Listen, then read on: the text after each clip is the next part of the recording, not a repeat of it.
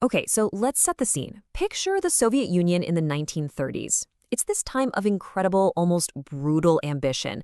And out of the shadows of this massive historical project, a strange collection of poems appears. It's fragmented, it's haunting, and it's called The Iron Lullaby. Today, we're going to dive into this fictional lost manuscript. So right off the bat, the text is supposedly written by a giant of the revolution, the poet Vladimir Mayakovsky. You know, this guy was the booming voice of that new age, a total believer. But this manuscript, well, it sounds nothing like him. It's quiet, it's sharp, and it is just soaked in disillusionment. And here is where it gets really weird.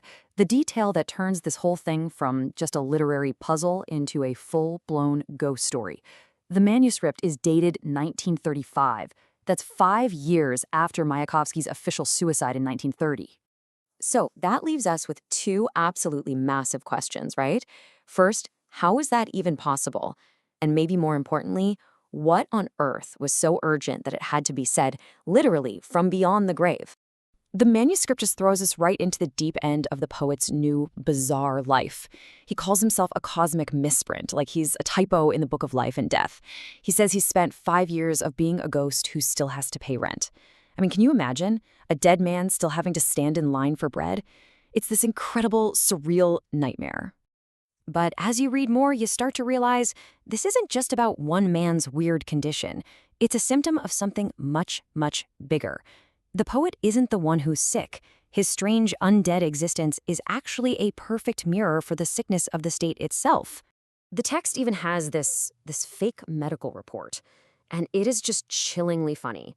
The chief complaint, get this, persistent existence despite having died. The diagnosis, revolutionary fatigue syndrome, an ideological whiplash.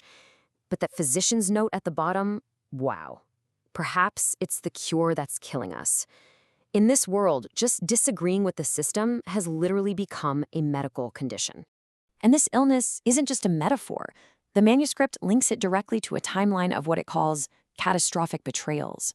From the end of economic policies that cause peasants to suffer, to famines that you're not even allowed to talk about, to the purges kicking into high gear, the poet's personal state of being dead but alive, it perfectly tracks the state's betrayal of its own revolutionary promises. So you have to ask, how does a system this broken hold on to power? Well, according to the manuscript, it doesn't just control the news, it manufactures reality itself. It builds what the poet calls the factory of dreams, a literal assembly line for what people think and believe. In this new manufactured world, language is everything, and it's a trap. The manuscript explains that to survive, poets had to learn to make every single word mean 3 different things. Just look at this example. The approved version is that classic propaganda line. The decoded version is the grim, cynical truth.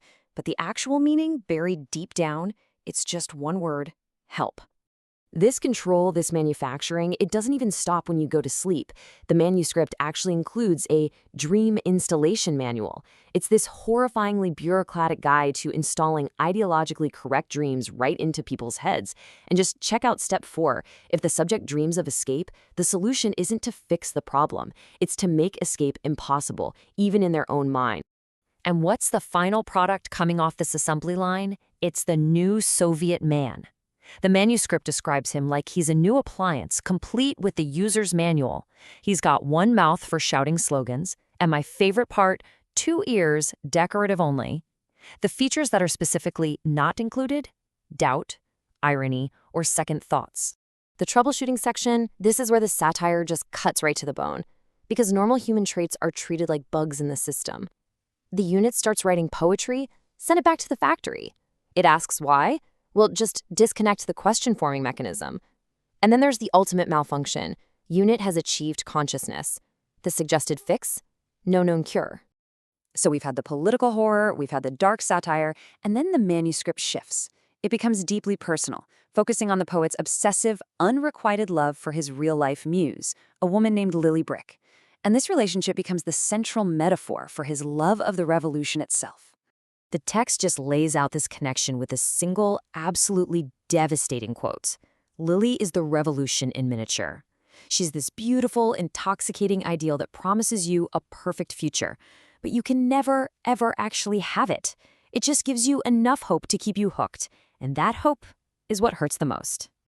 And when you see them side by side, the parallel is just impossible to ignore. The revolution promised a perfect future. It delivered tyranny. Lili promised a perfect love. She delivered just enough hope to break his heart, again and again. For the poet, they're the same story. The beautiful thing that promised everything and then betrayed him completely.